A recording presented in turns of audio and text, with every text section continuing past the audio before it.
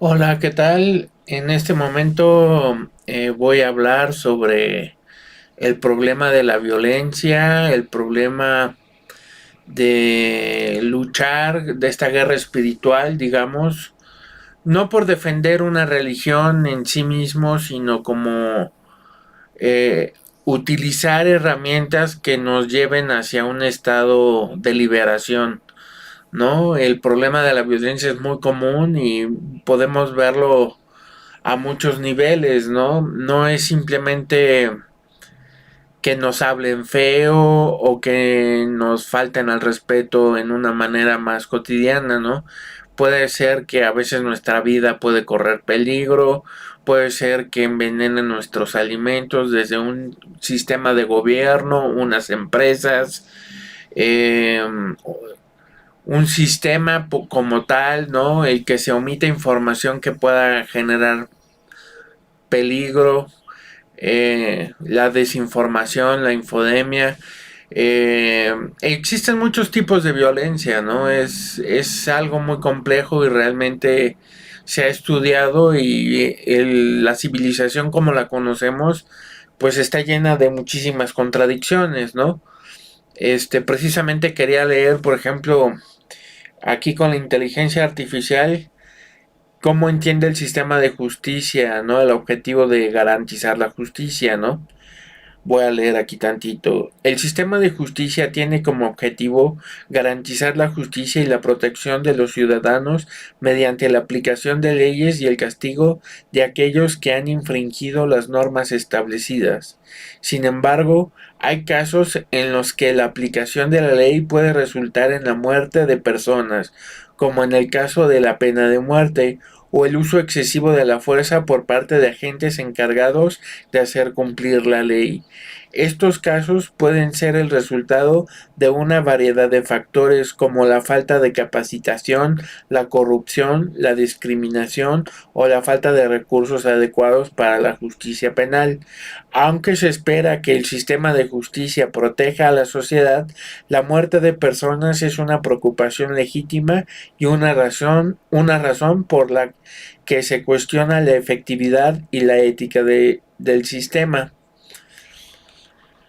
Precisamente es una pregunta si el sistema es un sistema ético o realmente no lo es, ¿no? Existe, por ejemplo, en las escrituras bíblicas el no hagas a los demás lo que no quieras que te hagan a ti. Pero según me dijo un amigo masón, la iglesia ha omitido un verso complementario a este, que es no dejes que te hagan a ti lo que tú no le harías a los otros.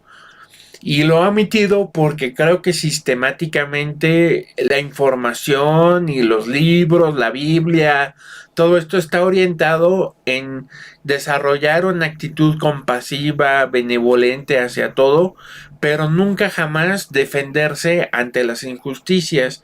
Siempre es una actitud bastante sumisa y eso lo vamos a analizar con algunas partes de los textos bíblicos donde realmente se malinterpreta, creo, lo que dice Jesús, lo que dice la Biblia.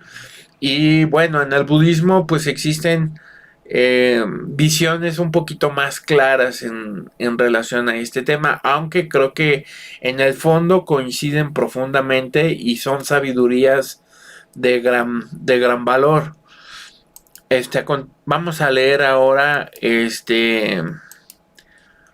un texto budista, bueno, un texto de internet donde nos habla de la visión del budismo zen sobre cómo vencer al enemigo, ¿no? Cómo vencer a un enemigo según el budismo zen. Las filosofías orientales tienen una idea de combate muy diferente a la que hay en Occidente. Para muchas de esas líneas de pensamiento, vencer a un enemigo no es anularlo, eliminarlo o destruirlo. Para ellos, ganar equivale a neutralizar a quien quiere hacernos daño y es posible convertirlo en nuestro amigo. Esta perspectiva puede sonar muy extraña para nuestra cultura. Desafortunadamente, en general, se asocia la victoria sobre nuestros contradictores como un triunfo que debe hacernos felices. Esto se debe a que prima la idea de que son más importantes los resultados que los procesos, o más importante la exaltación personal que el crecimiento conjunto. El problema es que vencer a un enemigo por la vía de anularlo o dañarlo suele ser un triunfo temporal y muy relativo. En el fondo, estamos alimentando a ese enemigo externo y nutriendo la parte más negativa de nosotros mismos. Quizás podemos obtener una satisfacción inmediata o algún bien específico, pero al mismo tiempo habremos fortalecido todas las emociones destructivas en nosotros mismos y en los demás. Sun Tzu dice: la victoria completa se produce cuando el ejército no lucha, la ciudad no es asediada, la destrucción no se propaga durante mucho tiempo, y en cada caso el enemigo es vencido por el empleo de la estrategia. Vencer a un enemigo interno o externo. Los enemigos pueden ser externos o internos. El Zen nos dice que los enemigos internos son mucho más peligrosos y destructivos que los enemigos externos. Tales enemigos internos son la ira, la soberbia, el odio, etc. Todas esas pasiones son capaces de cegarnos y llevarnos a cometer verdaderas locuras, acciones que van totalmente en contra de nosotros mismos. Los enemigos externos, en cambio, tienen un poder limitado sobre nosotros, a menos que les otorguemos una presencia desmedida en nuestras vidas. Precisamente ellos comienzan a ganarnos cuando logran activar nuestros enemigos internos. Bajo estados de enojo o de odio, perdemos la principal herramienta con la que contamos, nuestra inteligencia. Por lo tanto, los orientales nos enseñan que no es posible vencer al enemigo externo sin haber conquistado primero al enemigo interno. Si esto no se logra, quedamos completamente sujetos a la influencia y a la determinación de nuestros enemigos externos. En pocas palabras, les damos un primer triunfo. El verdadero enemigo. La filosofía Zen también nos invita a analizar cuál es el verdadero enemigo. Plantean que este no es realmente esa persona invadida por la envidia, el egoísmo o la ambición, y que quiere hacernos daño. En el fondo, a lo que nos enfrentamos es a la envidia, al egoísmo, a la ambición o a cualquiera de estos sentimientos destructivos, y tales sentimientos y pasiones están dentro del otro, pero también pueden habitar en nosotros mismos. En ese sentido, vencer al enemigo es vencer esos sentimientos y emociones básicas. Interdependientemente de quién sea su portador o cuáles sean sus intenciones, para los budistas Zen, cada uno de nosotros contribuye a crear más orden o más caos en el universo dependiendo de cómo actuemos. El conflicto conduce al caos, y el caos termina tarde o temprano afectándonos también a nosotros. Toda acción genera una reacción, y las acciones de odio incrementan el odio. El Zen llama a conquistar al enemigo, no a vencerlo. El conflicto siempre es innecesario y desgasta demasiado. También trae mayor decadencia al mundo. Vencer al enemigo. Según el Zen, todas las acciones dirigidas a vencer al enemigo deben estar pensadas en pos del objetivo de neutralizarlo, esto es, bloquear sus posibilidades de acción. Pongamos, por ejemplo, si una persona hace un comentario ofensivo y tú no permites que eso te ofenda, has neutralizado a ese enemigo. Si buscan dañarte y tú interpones a la comprensión delante del rechazo, comenzarás a construir el obstáculo para bloquearlos. Esto es imposible de lograr si antes no hemos trabajado lo suficiente en nosotros mismos. Ese trabajo consiste en tomar cierta distancia de esas pasiones y sentimientos negativos, también en llenarnos de compasión y ser capaces de ver las carencias y las limitaciones de quienes andan por la vida queriendo hacerle daño a otros. Así como en el Zen, en las artes marciales también vence quien logra evitar el combate. Si las dos partes sacan fruto del enfrentamiento, entonces podremos hablar de victoria. La estrategia se basa en conseguir que el enemigo se dé cuenta de que está gastando sus fuerzas innecesariamente, que su lucha es inútil porque su odio finalmente no daña al otro, sino que solo lo llevará a desperdiciar energía. Vamos a leer qué significa esto de neutralizar, ¿no?, a los enemigos según la inteligencia artificial. Neutralizar a los enemigos significa detener o disminuir la capacidad del enemigo de infligir daño o causar problemas. Puede referirse a diferentes estrategias o tácticas utilizadas para alcanzar este objetivo. Dependiendo del contexto en el que se usa, es en un contexto militar o de seguridad, neutralizar a los enemigos puede implicar la eliminación o captura de los combatientes enemigos, la destrucción de su capacidad de ataque o la neutralización de sus planes y objetivos. En un contexto interpersonal o social, neutralizar a los enemigos puede implicar reducir su capacidad de causar daño o conflicto, por ejemplo, a través del diálogo, la negociación, la creación de acuerdos o la resolución pacífica de conflictos. En resumen, neutralizar a los enemigos significa disminuir su capacidad de causar daños o problemas en un contexto determinado, y las estrategias y tácticas utilizadas para lograr este objetivo dependerán del contexto y las circunstancias específicas. Ahora, con la guerra que estamos viviendo, yo creo que vale la pena reflexionar sobre esto, porque existe el factor de la información falsa, ¿no? Nos hablan de que un personaje, ya sea un país, una corriente ideológica, es la mala de la película y tenemos que atacarla, tenemos que suprimirla, tenemos que evitar saber de cierta filosofía, de cierta corriente de pensamiento política, etcétera, ¿no? Entonces, en ese sentido, pues tenemos que tomar responsabilidad y darnos cuenta que parte de la lucha de esta guerra espiritual que estamos llevando a cabo, pues depende de qué tan honestos seamos, ¿no? Aquí hay otro artículo que habla de la compasión desde un punto de vista budista, digo, del enemigo, desde un punto de vista budista, a ver qué nos dice, ¿no? Los enemigos lejanos y cercanos de la compasión fiera, por el Dr. C. Garmer. El reto de justicia social no es para pusilánimes. Ahora más que nunca estamos obligados a reconocer nuestra propia complicidad en los sistemas de opresión, así como afirmar nuestra agencia individual para lograr un mundo mejor. La acción comprometida de muchas personas eventualmente se convertirá en una fuerza poderosa para el cambio sistémico y, sin embargo, muchos de nosotros lidiamos con algunas preguntas básicas. ¿Qué puedo hacer? ¿Qué tengo que hacer?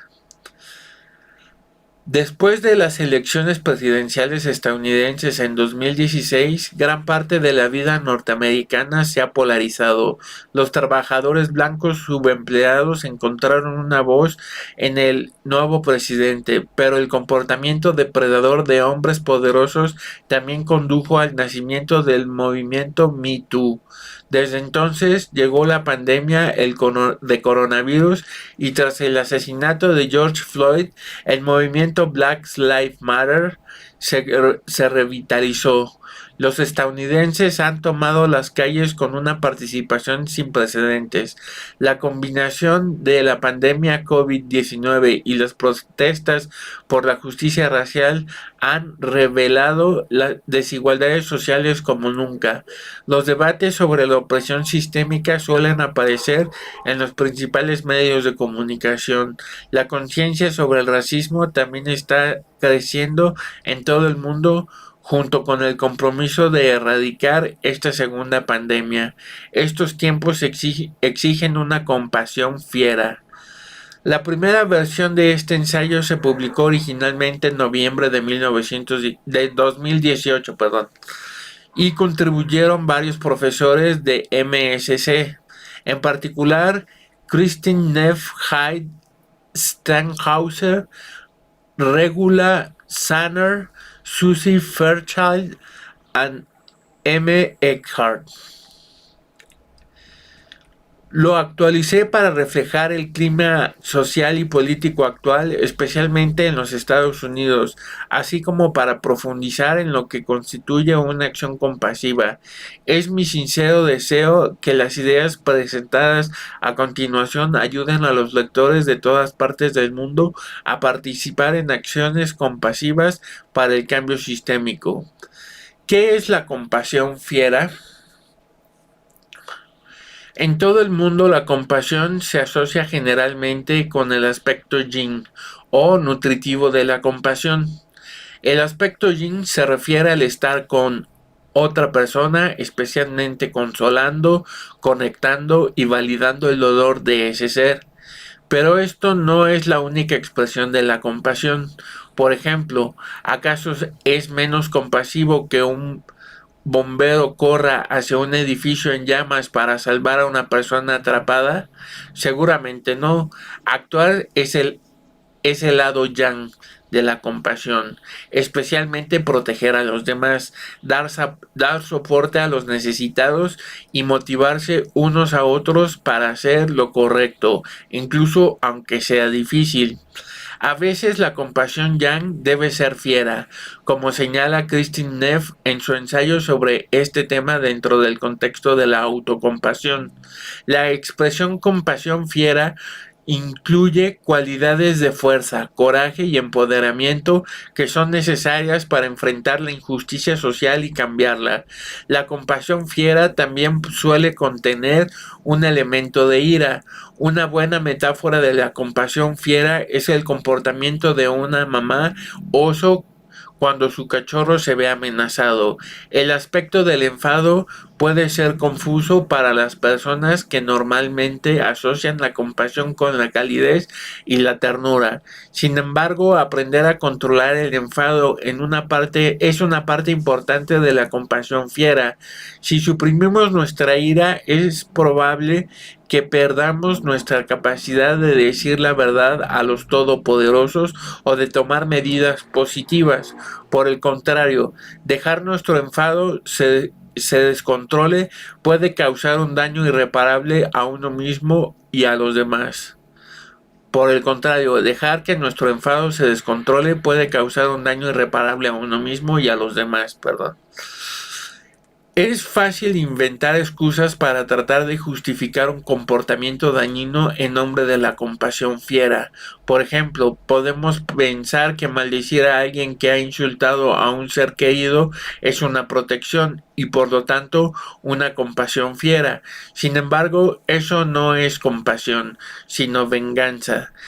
O en el campo de la justicia social podremos pensar que destruir la propiedad de los terceros ajenos a la injusticia sería una forma válida de protesta cuando estamos llenos de ira. Esta rabia reprimida puede ser comprensible, señaló Martin Luther King. Los disturbios son el lenguaje de los que no son escuchados. Sin embargo, los altercados no son compasión fiera e inevitablemente engendran más violencia. ¿Cómo sabemos cuándo actuamos con compasión fiera? Una exploración de los enemigos cercanos y lejanos de la compasión fiera nos podría ayudar. Enemigos cercanos y enemigos lejanos son términos budistas que generalmente se aplican a los viharas, o a los cuatro inconmensurables: bondad amorosa, compasión, alegría compartida y ecuanimidad. Los enemigos cercanos son estados que parecen similares a la cualidad deseada, pero que en realidad la socavan. Los enemigos lejanos son lo contrario de lo que estamos tratando de cultivar. Por ejemplo, un enemigo cercano de la bondad amorosa es el sentimiento, porque es similar pero muy diferente. Un enemigo lejano de la bondad amorosa es la mala voluntad, lo opuesto a la amabilidad. De manera similar, un enemigo cercano de la compasión es la lástima, o un enemigo lejano es la crueldad. Comprender estas diferencias, especialmente con los enemigos cercanos, ayuda a los practicantes a cultivar la compasión en sus pensamientos, palabras y acciones. En este ensayo aplicaremos el concepto de enemigos cercanos y lejanos a la compasión fiera, especialmente en lo que respecta a los tres componentes de la compasión articulados por la doctora Kristen: mindfulness o atención plena, humanidad compartida y bondad. El enfoque de este ensayo también está en la compasión por los demás más que en la autocompasión.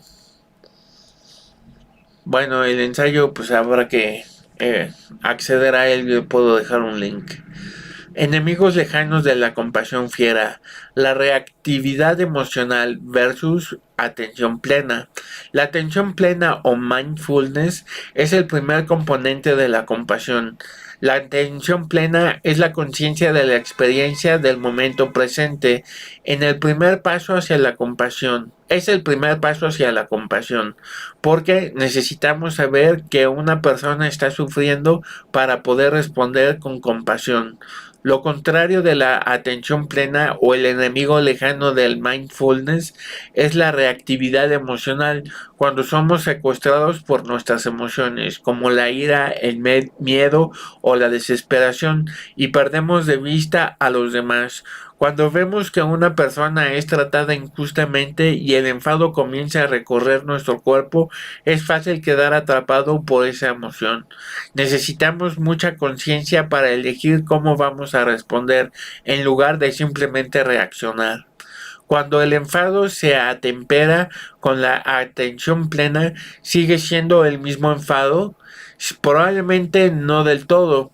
En su ensayo titulado ¿Estaba enojado Gandhi?, Stephanie Van Hook, 2015, cita a Mahatma Gandhi, Young India, 1 de octubre de 1931, diciendo: no es que yo sea incapaz de enojarme, por ejemplo, pero casi en todas las ocasiones logro mantener mis sentimientos bajo control.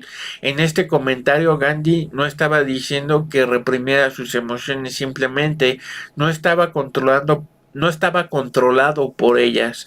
Gandhi aprovechó la energía de la ira en su movimiento de la desobediencia civil, no violencia, y liberó a su país de la opresión. Eso es compasión fiera. Demonizar versus humanidad compartida. La humanidad compartida implica el reconocimiento de que todos sufrimos, todos deseamos ser felices y todos estamos interconectados. Cuando imaginamos que somos moralmente superiores a otras personas, nos desconectamos sutilmente. Este es el proceso de alteridad, que llevado al extremo puede resultar en demonización. Demonizar es un ejemplo lejano de la compasión fiera. Thich Nhat Hanh, 2001, escribió en su hermoso poema: por favor, llamadme por mis verdaderos nombres. Soy el niño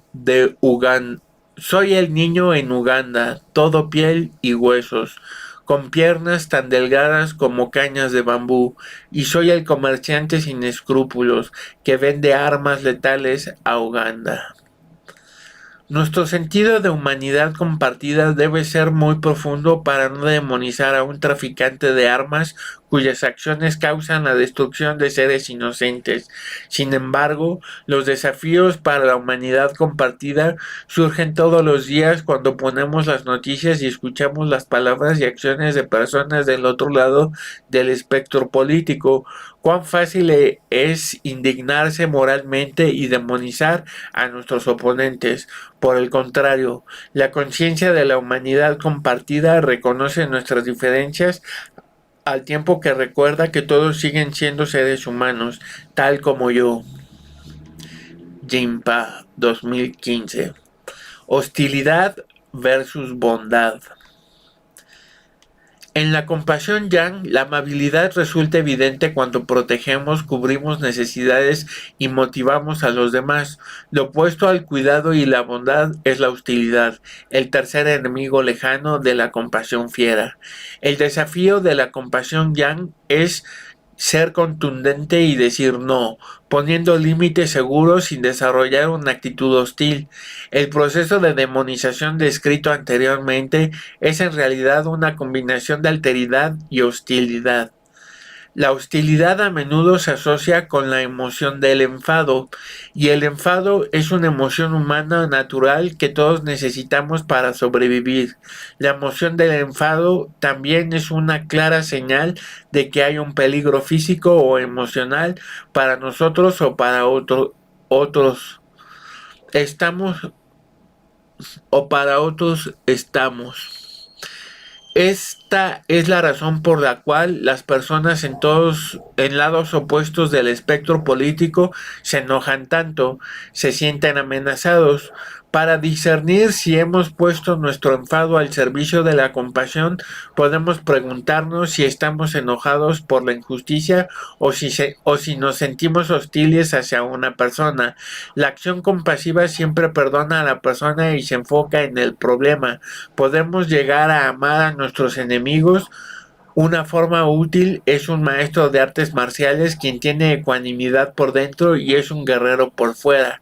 En nuestro clima actual de polarización política es especialmente importante no dejarse llevar por el contagio de la hostilidad hacia personas específicas, incluso mientras luchamos por mejorar nuestro gobierno y nuestra convivencia. Enemigos cercanos de la compasión fiera. ¿Cuáles son los enemigos cercanos de la compasión fiera?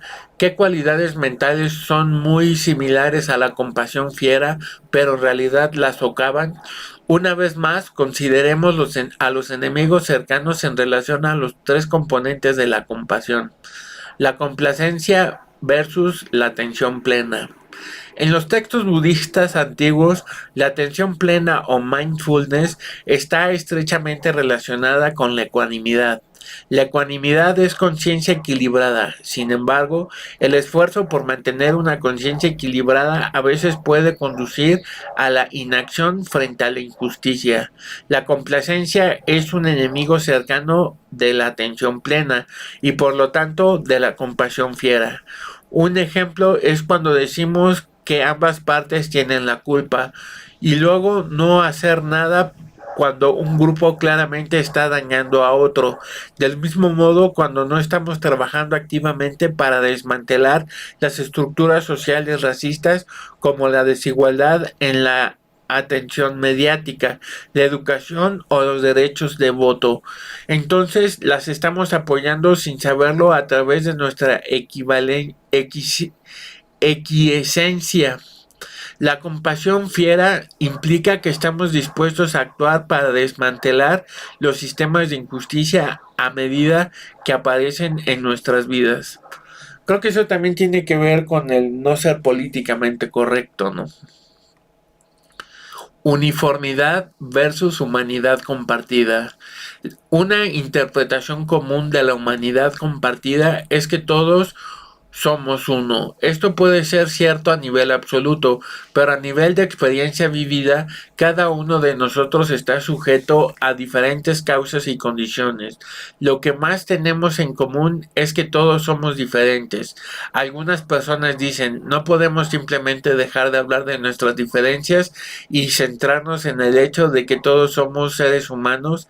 Esta es la suposición de igualdad y es un enemigo cercano de la humanidad compartida porque ignora y margina las experiencias de los demás. La compasión fiera incluye el coraje de tener conversaciones difíciles sobre nuestras diferencias basadas en raza, etnia, capacidad, género, orientación sexual y una multitud de otras identidades. Lástima versus bondad. El tercer componente de la compasión, la bondad, implica que vemos a los demás como iguales.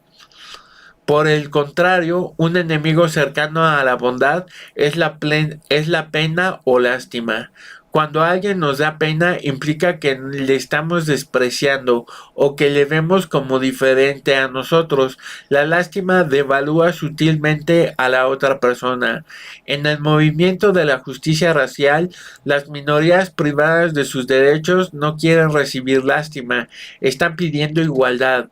La lástima surge cuando aquellos son privilegios sociales y no pueden o no quieren dejar que sus corazones se rompan por el sufrimiento de otros en nuestra sociedad. Este tipo de entumecimiento emocional hace que las personas se sientan separadas y conduce a la lástima. En cambio, abrirnos al propio dolor nos abre al dolor de los demás y nos motiva a trabajar juntos por un mundo mejor. Vamos a hacer un test. Cuando experimentes una injusticia personal o social, puedes hacerte las siguientes preguntas. Enemigos lejanos. Estoy controlado por mi enfado, relatividad emocional. Uno tiene que contestar sí o no, ¿no? Me siento moralmente superior, demonizar. Quiero que mi adversario sufra, hostilidad. Enemigos cercanos. Estoy dispuesto a tomar las medidas necesarias, no complacencia. Tengo curiosidad por la experiencia de los demás, no uniformidad.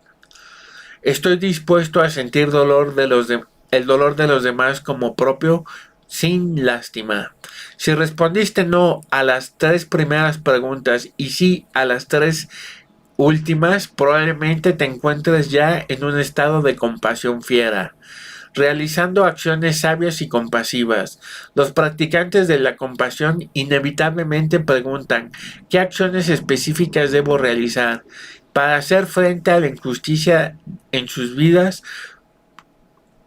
Los practicantes de la compasión inevitablemente preguntan, ¿qué acciones específicas debo realizar para hacer frente a la injusticia en sus vidas? Para responder a esta pregunta, la compasión no es suficiente. Necesitamos sabiduría. La sabiduría puede definirse como la comprensión de la complejidad de una situación dada y la capacidad de ver el camino de uno mismo. Otra definición de sabiduría es reconocer las consecuencias a corto y largo plazo de una acción y elegir el curso de la acción que produzca el mayor beneficio a largo plazo. Cultivar las cualidades de la atención plena, humanidad compartida, bondad, es una buena base para la acción compasiva y cuando agregamos una medida de sabiduría, seguramente podemos cambiar el mundo a mejor. Creo que es muy interesante y ahora me gustaría hacer un contraste con textos bíblicos donde se habla de pues el asunto de la violencia y precisamente creo que va a surgir esta cuestión de los 3 elementos que menciona aquí, la reactividad emocional, demonizar, hostilidad, la no complacencia, la uniformidad, la sin lástima. Dice Mateo 17. sobre el cumplimiento de la ley. Dice Jesús: no penséis que he venido a abolir la ley y los profetas. No he venido a abolir, sino a dar cumplimiento.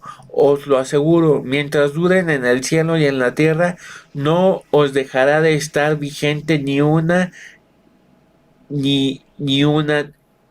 tilde de la ley sin que todo se cumpla. Por lo tanto, el que traspase uno de estos mandamientos más pequeños, así lo enseñe a los hombres, será el más pequeño en el reino de los cielos. En cambio, el que observe y enseñe, ese será grande en el reino de los cielos. Esto lo digo porque en el Antiguo Testamento las leyes eran un poco como el ojo por ojo y cuestiones que podemos analizar antes de leer lo siguiente de la Biblia, porque vamos a leer esto.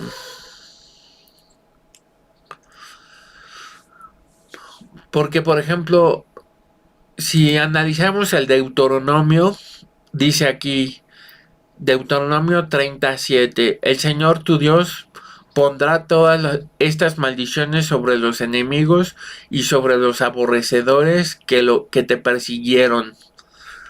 O sea, aquí hay que entender que es el yo soy y es parte de la naturaleza. El conocimiento bíblico no es tan diferente del budista, pero requiere un discernimiento muy especial, porque esto pareciera que si eres amigo de Dios, que es un viejito en el cielo, va a hacerte ahora sí que el favor de maldecir a tus enemigos, ¿no?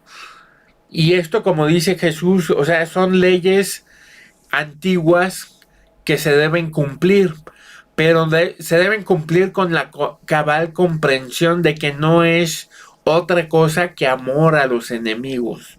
Es una forma de bendición que no se manifiesta y no se entiende porque entendemos a Dios como un viejito en el cielo, pero cuando entendemos que es el yo soy, vemos que cuando Dios pone maldiciones en los enemigos, quiere decir que la naturaleza del ser le da causa y efecto a las acciones buenas y malas. O sea, si yo soy egoísta, voy a tener un resultado negativo. Es a lo que se está refiriendo. Aquí hay otro ejemplo, ¿no? Salmo 35. Combate, oh Señor, a los que me combaten. Ataca a los que me atacan.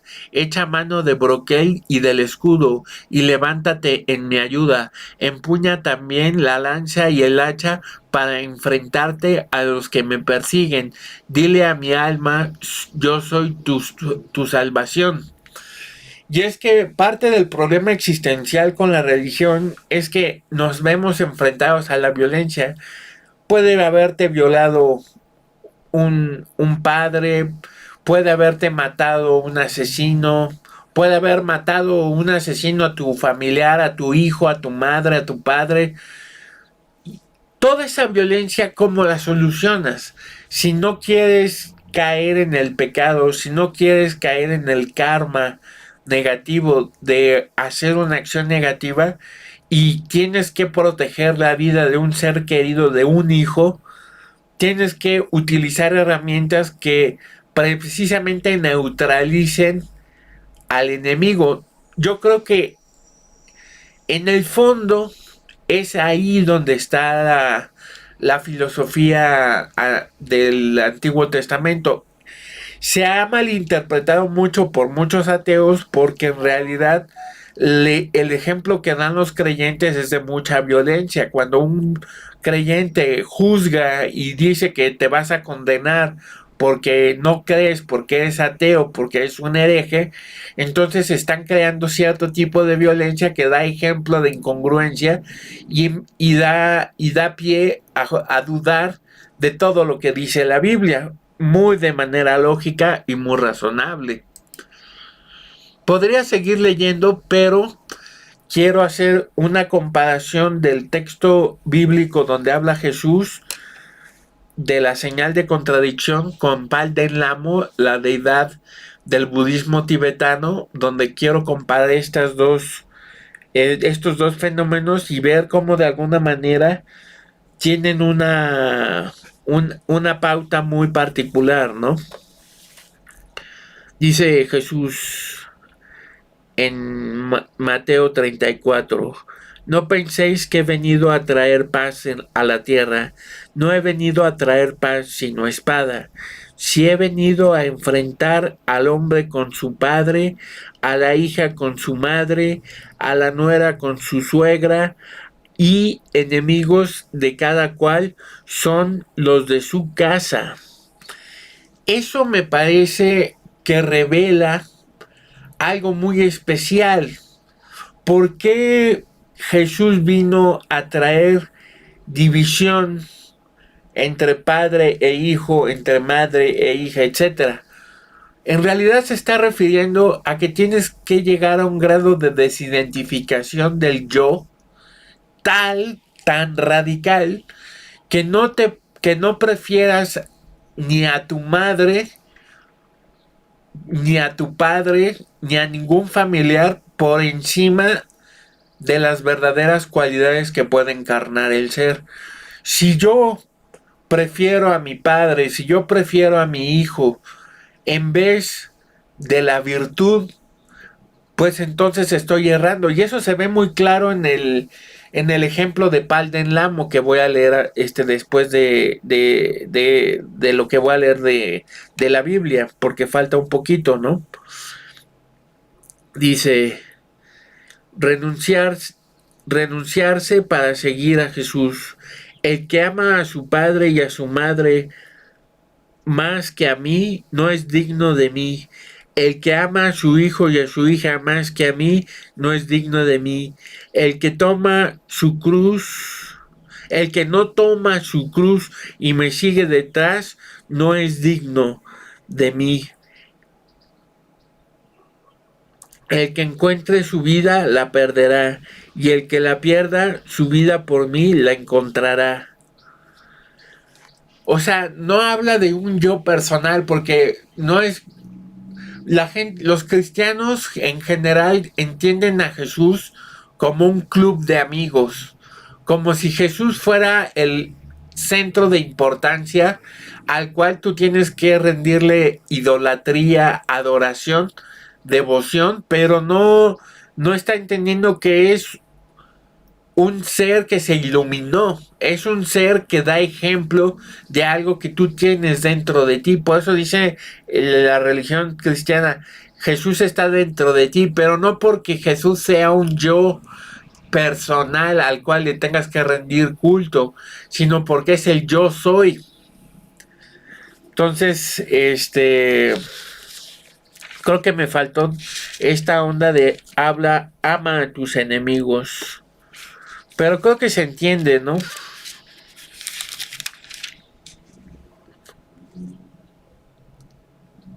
Vamos a leer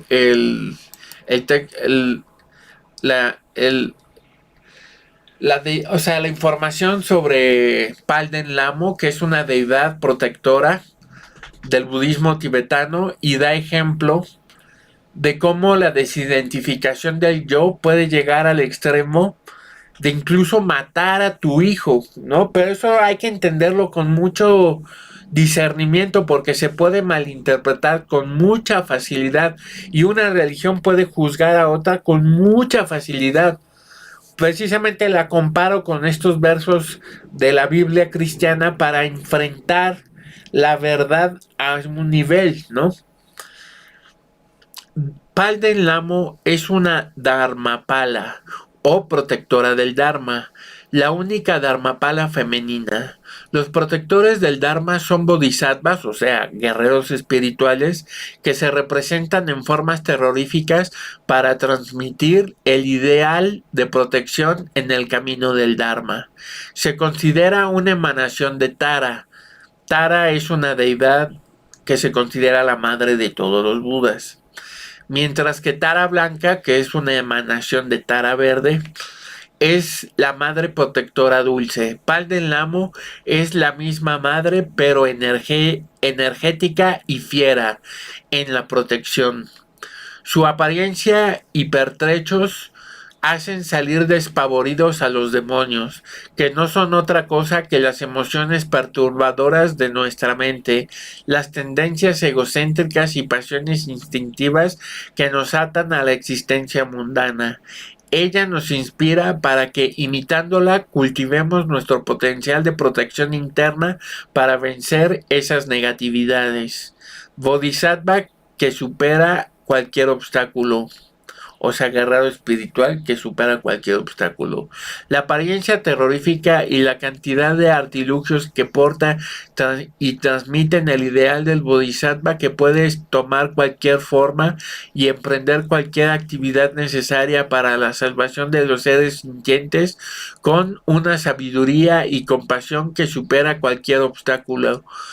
Cada detalle de su apariencia conlleva 3 niveles de simbolismo: externo, interno y secreto. El nivel externo tiene relación con su historia como una mujer guerrera que luchó contra el rey demonio de Lanka. En el nivel interno, el significado está relacionado con el camino de la liberación. En el nivel secreto, enseñado solo a los iniciados, cada detalle significa el elemento en la práctica del yoga tántrico interno. No es de extrañar que el segundo Dalai Lama le asignase el rol de protectora especial de los Dalai Lamas, de los gobiernos del Tíbet y de la escuela Gelung. Historia mitológica, y eso es ahí muy interesante. Se dice que ella era la gloriosa reina Maxur, que estaba casada con el rey de Lanka, que quería destruir el Dharma. Ella se comprometió a conseguir que el rey cambiara y favoreciese el Dharma, y si no lo lograba, poner fin a la dinastía del rey. Después de intentarlo durante muchos años, no pudo conseguir que el comportamiento del rey mejorara, y por lo que decidió matar al hijo de ambos, el cual estaba siendo preparado para ser el que finalmente destruyera el budismo en su reino. Después de matarlo, cuando el rey se encontraba ausente, huyó en una mula. Cuando el rey regresó y vio lo que había sucedido, cogió un arco y disparó una flecha envenenada hacia ella, que se clavó en el costado de la mula. La reina, después de arrancar la flecha, afirmó que sería ella la que destruyera el linaje de los malvados reyes de Lanka. Exuberante en símbolos de protección fiera. En las representaciones de Pal del Lamo aparecen muy marcados todos los símbolos de fiereza y el poder para la protección. Su representación habitual es la de la referida gloriosa reina Maxor montando la mula y sobre un océano de sangre. Todo en la representación viene a señalar habilidades para controlar y eliminar y transformar los obstáculos para que los seguidores suyos avancen en el camino de la iluminación y afronten cualquier exigencia y obstrucción. La forma de percibirla varía según las personas. Unas ven simplemente una representación artística con cantidad de detalles, otras la aprecian porque la perciben como una deidad poderosa e invulnerable que intervendrá en su nombre. Otras, en cambio, consideran el modelo de la bodhisattva heroica con compasión y sabiduría sin límites a imitar. Para las personas iniciadas que practican yoga tántrico, cada uno de sus atributos representa una transformación yógica interna específica, cuyo logro les acerca al umbral de la budeidad. En esta representación va acompañada por 2 dakinis guardianas: Makarabhakta, diosa de cabeza de monstruo marino, que conduce la mula con unas riendas de serpiente viva venenosa, y Simhabhakta, diosa de cabeza de león, que sostiene un cuchillo en la parte trasera de la mula. La primera protege a los seguidores de Buda de los peligros procedentes del inframundo y la segunda de los peligros procedentes del mundo exterior. Ambas ayudan a Palden Lamo a extender su protección a ambos mundos. De ahí el poder para purificar y transformar tanto el mundo de la mente consciente como el mundo de la mente inconsciente. Ella aparece con una cara y dos brazos. En su mano derecha lleva un garrote de madera de sándalo con un vajra en el extremo, en el que vence a los demonios de la muerte. En la mano izquierda sostiene un cuenco de calavera conteniendo cerebros que simbolizan confusión, la superstición y la ignorancia. Viste una prenda de piel de tigre y cinturones y brazaletes de serpientes venenosas, transmitiendo con ello que supera todos los medios y conquista todos los peligros. En la boca sostiene al demonio de las aflicciones mentales o kleshas con sus dientes afilados de atención y diligencia. El pelo rojo hacia arriba representa el fuego de la perfecta sabiduría o llana, que quema las causas de la miseria. La corona de 5 calaveras en la cabeza significa que ella ha erradicado los 5 venenos: avaricia, ira, ignorancia, orgullo y celos. El tercer ojo de la sabiduría, abierto en el medio de la frente, significa que comprende la vacuidad profunda o sumyata. El sol de la sabiduría se puede observar en su ombligo y la luna de la compasión en la corona. El parasol de plumas de pavo real de la iluminación aparece sobre su cabeza y un collar grande de cabezas cortadas representa los estados mentales mundanos que ella ha aniquilado. Una serpiente venenosa hace de pendiente en su oreja izquierda y un león en la derecha. En la parte izquierda de la mula aparece en el ojo con el que el mundo invisible es percibido. Sobre la mula ella se sienta en una manta hecha de la piel de su hijo demonio, cuya cabeza cuelga hacia abajo. Monta a la mula sobre un océano de sangre que simboliza su habilidad para trascender el ciclo de nacimiento y muerte o samsara. La gran variedad de pertrechos incluye hasta pieles arrancadas, una bolsa llena de enfermedades o serpientes venenosas que cuelgan de la mula. Aquí algo que no nos está diciendo es que hubo una consecuencia por haber hecho ese acto tan abominable como matar a su hijo. Ella murió y renació en un infierno. O sea, realmente hubo una consecuencia concreta por esa acción. No escapó a las consecuencias, ¿no? Simplemente que se arrepintió estando en el infierno, habiendo pagado y habiéndose arrepentido, y Buda se le apareció y le dijo que iba a ser la protectora de, de los lamas, ¿no? Del Tíbet. Yo creo que eso es importante, no sé por qué lo omitieron, pero realmente es muy importante porque eh, eh, si no tomamos eso en cuenta, vamos a pensar que pues no, las acciones que vamos a tomar para, para un fin positivo por no importa los medios que utilicemos, va a ser igual, y pues no es realmente así. Pero sí hay características que tienen que ver con esto que dice Jesús, de poner eh, padre contra hijo, madre contra hija, etcétera. O sea, división. No es porque esté a favor de la violencia intrafamiliar, sino que simplemente es un grado de desidentificación del yo. Eso es lo que significa, y es la aspiración por luchar como guerrero, venciendo todo tipo de enemigos, ¿no?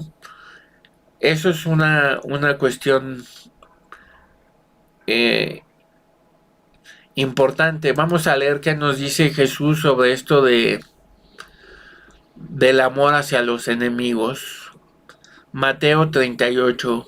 Oísteis que fue dicho ojo por ojo y diente por diente, pero yo os digo, no resistáis al que es malo, antes a cualquiera que te hiera en la mejilla derecha, vuélvele también la otra, y al que quiera ponerte pleito y quitarte la túnica, déjate también la capa, y a cualquiera que te obligue a llevar carga por una milla, ve con él dos, al que te pida, dale, y al que quiera tomar de ti prestado, no se lo rehuses. Oíste que fue dicho, amarás a tu prójimo y aborrecerás a tu enemigo.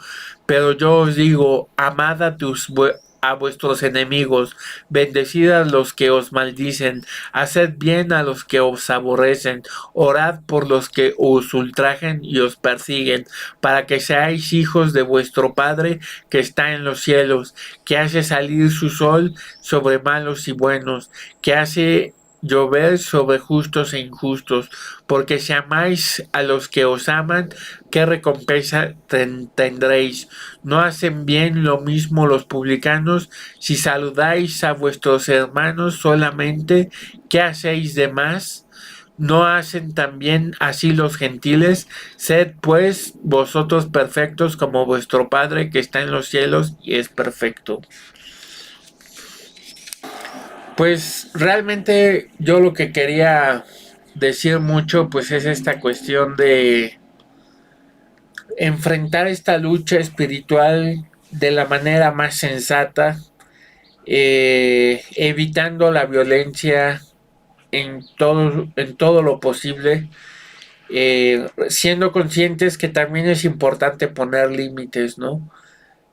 Dar la otra mejilla, precisamente era lo que quería leer. Déjenme lo checo. Lo que quería agregar era la cuestión esta de dar la otra mejilla como algo que no tiene que ver realmente con la sumisión. Por un lado, si uno respeta la ley bíblica, y no es nada más la ley bíblica, porque no es por la Biblia, no es por una religión en particular, sino por la verdad que está detrás de las palabras, ¿no? O sea, la importancia de, por un lado, poner límite, neutralizar al enemigo, pero por otro lado dar la otra mejilla. No está peleado realmente, si lo analizamos realmente, no está peleado dar la otra mejilla, dar al que te pide. O sea, realmente significa que tiene uno que no poner resistencia a las posesiones, tiene uno que entender la necesidad que tienen los demás. Pero por otro lado, es importante poner límites, porque si uno no pone límites, entonces es cuando uno realmente se vuelve cómplice de los enemigos, ¿no? No hagas a los demás lo que no quieras que te hagan a ti. Pero también una parte que según la inteligencia artificial lo dijo Confucio y según mi amigo Masón lo dijo Jesús también, es que no dejes que te hagan a ti lo que tú no le harías a otro. Es muy lógico que lo hayan omitido porque realmente si la gente empezara a tomar en cuenta esta parte de la verdad, dejemos que si lo dice la Biblia o no lo dice la Biblia, tal vez lo dice, tal vez no, no lo sé.